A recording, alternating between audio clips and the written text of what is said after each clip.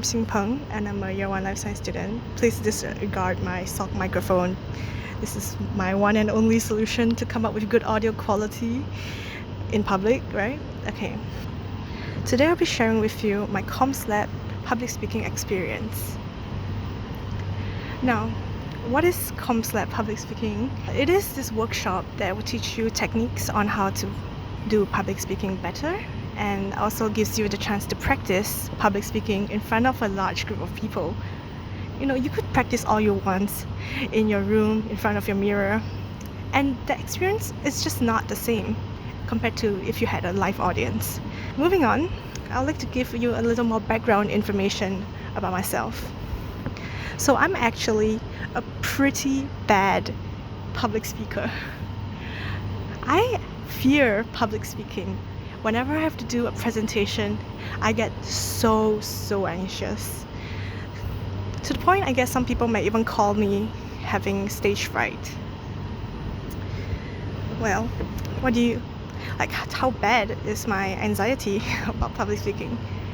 See, when I had to do a presentation, I got onto the stage, I held the microphone in my hand, and oh my gosh, it felt like a dam broken down. My anxiety is just the water flowing through, crashing through everything. Why are we still here? Just to suffer? Let me tell you how it's like. Okay.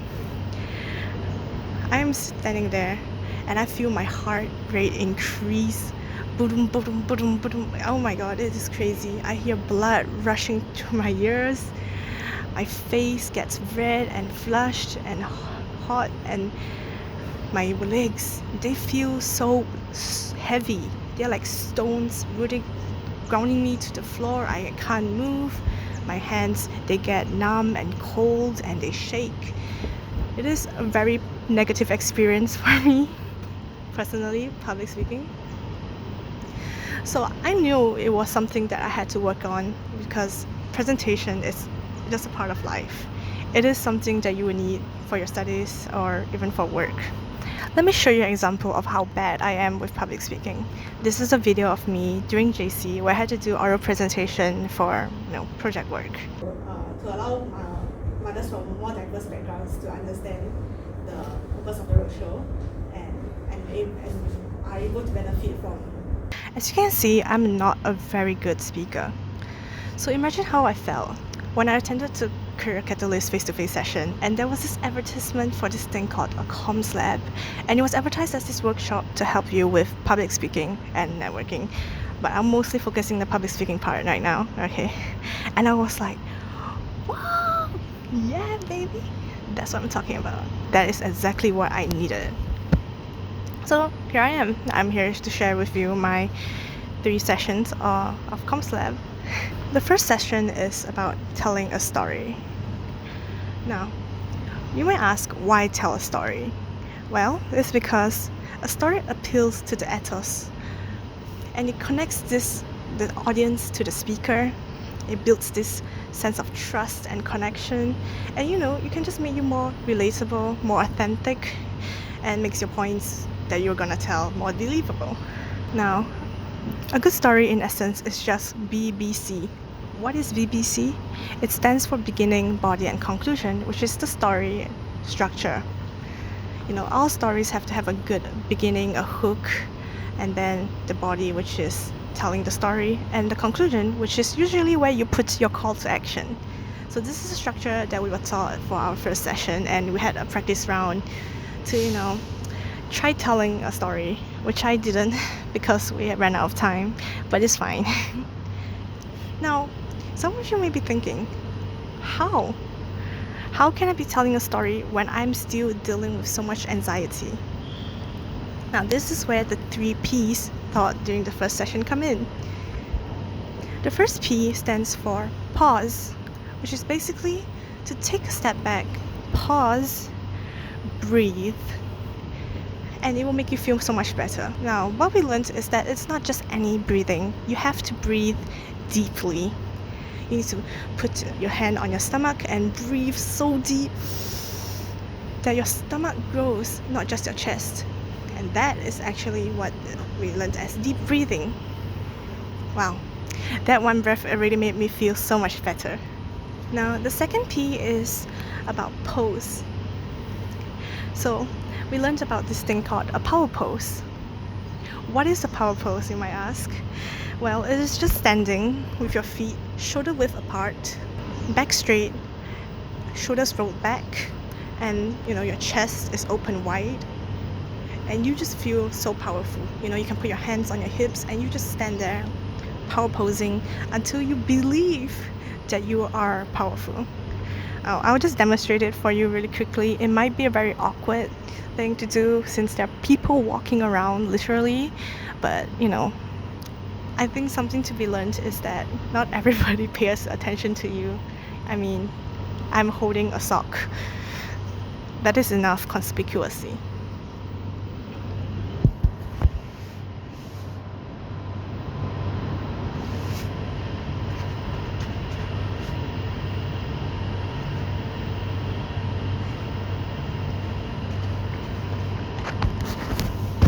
So that's the power pose. It basically makes you feel very powerful. You pose like Superman basically. You just confidently stand there and you'll feel confident. Now the third P is called practice. What is learning all these techniques if you don't put them to good use? So I guess what I can take away from this is that you have to keep practicing to get better. Not every good speaker is born innately a good speaker.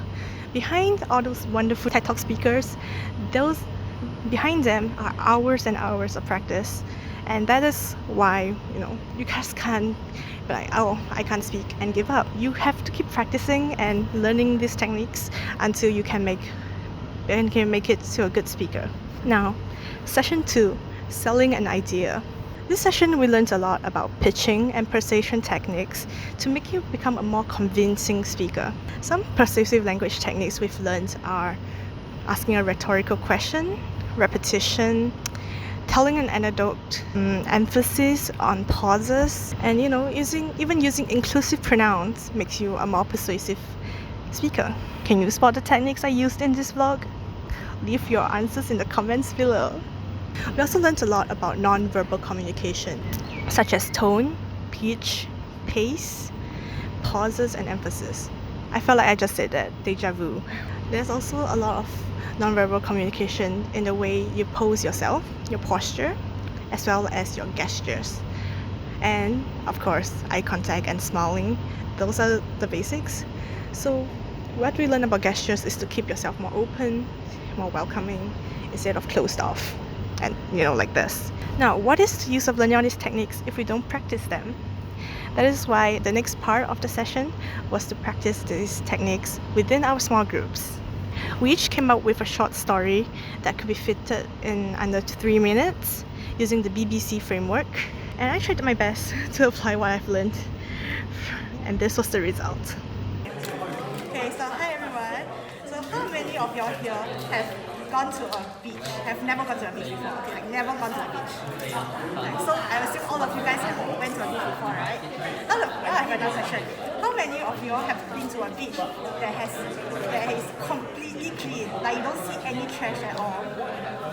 Think about the beaches you've been to. You always seem to find a little plastic bag somewhere, or like the sand suddenly got a bottle over there. Yeah, so this is my experience as well. So I'm an avid beach goer. I love going to beaches. Okay, I have been to Changi Beach, East Coast Park, West Coast Park, even Pulau Ubin beaches I have been to. So I have seen a lot of local beaches, and not once out of many times I've gone have I ever seen it be clean. I always see plastic bags, I always see plastic bottles, and I also see, even one time I saw a sleeping bag washed on the beach. I don't know what's going on there, but this is a very clear sign of a problem happening here. the Singapore waters are not clean, they are polluted, and yes, these trashes have been washing up on our shores. So let's go deeper into this problem. So where are these plastic bottles coming from? And like all these plastic waste coming from? All of you are science students, so I'm sure you know that plastic is not a very biodegradable material. It persists for very long. You know, you can even find plastic bottles dating from like 20 years ago. And this is so we need to come up with a solution on how we can prevent this plastic bottle or like plastic waste pollution happening around Singapore waters. I propose to you. Oh, okay. No, so I asked you. All of you have heard about the 3 Rs. You know, reduce, reuse, recycle. And you know, you have been taught about it since primary school. But how many of you actually practice it? Like, do you actually bring your own bag everywhere? Do you actually not use plastic bottles at all and live a zero waste lifestyle? It's a bit hard lah. I feel like it's more convenient for a lot of us to just throw away our trash, right? So I want to introduce guys to this thing that is happening in Singapore. It's called Recycle and Save, and you know, it gives you an incentive to recycle. Okay, so I like to show you this machine. You can recycle your plastic bottles here, and you can get rewarded for it. So I feel like not enough people know about this, and you know, you see, you can recycle your bottles here. Okay, so for every 10 bottles, you get a 50-cent reward. You know, it can be NTUC voucher, or it can be active SG credit if you are a gym goer. Yeah, so I just like to let you guys know about this, and then I also inform you guys to join. You know, we should do this together, and we should recycle our bottles together so that we can save our oceans. Yeah, I am really impressed today with all of the presentations and all the interactions today. So very well done. Thank you. Hi, it's editor Xinpeng here.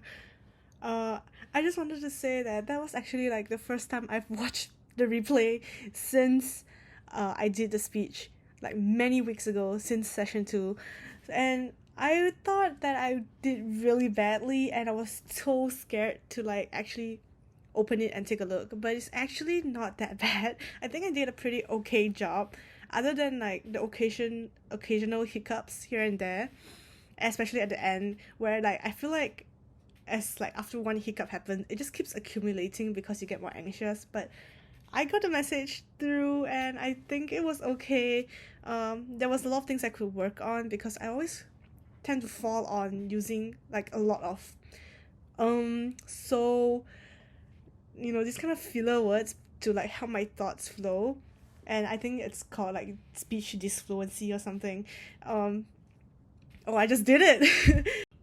So what I wanted to say in conclusion is that after rewatching my speech, I was able to pick up on the things I could work on, like my weaknesses, and these are some things I can focus on and be conscious of when I'm practicing and improve. So record yourself. Very good. And don't be afraid to watch it. It might feel very cringy, but you know, it's not as bad. I really enjoyed this part of the session because I was able to watch and learn from the very good speakers within our group. Okay, this is the team that has very good speakers. Okay.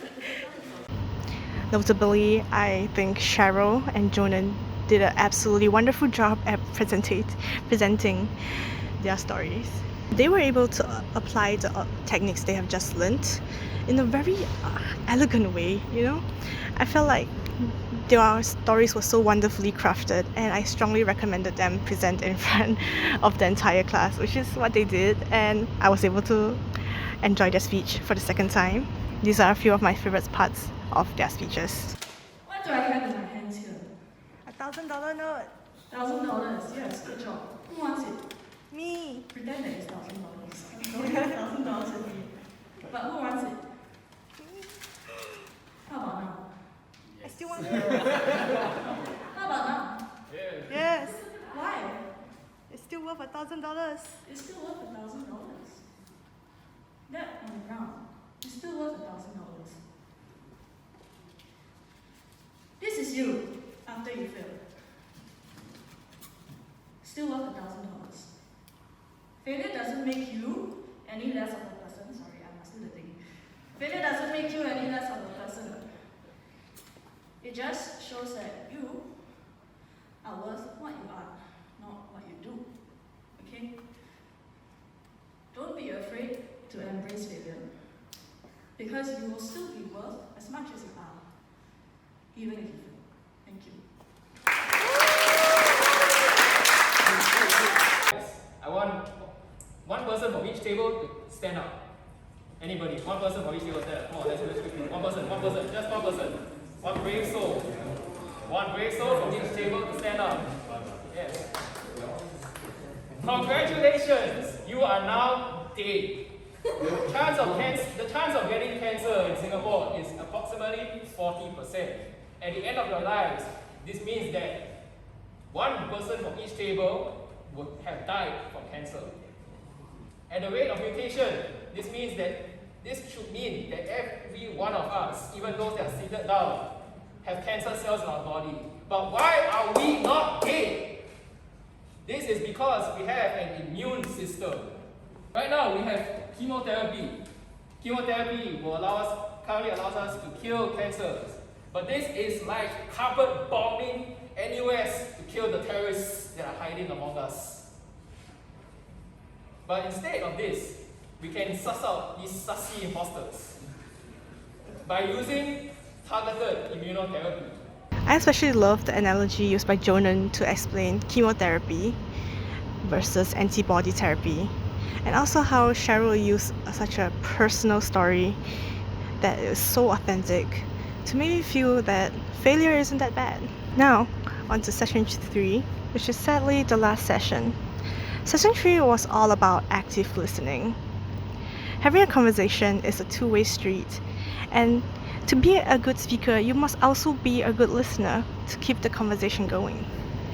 We learned about this thing called CAPS, which is short for C, curious, A, ask, P, paraphrase, and S, summarize.